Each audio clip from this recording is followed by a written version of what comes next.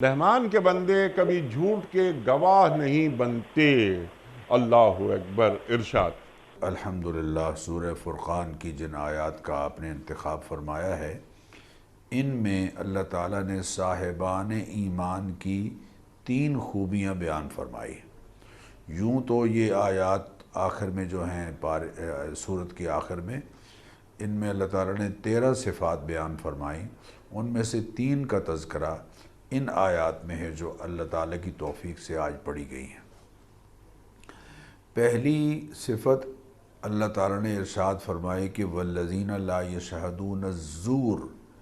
یہ زور کا جو لفظ ہے یہ بڑا جامع لفظ ہے۔ اللہ اکبر۔ یہ اس میں جھوٹ بھی شامل ہے، فسق بھی شامل، کفر، لغو اور باطل، یعنی یہ جتنی چیزیں ہیں، کفر ہے، فسق ہے، جھوٹ ہے، لغو بات ہے یا باطل بات ہے، سب کے لیے یہ زور کا لفظ استعمال ہوتا ہے۔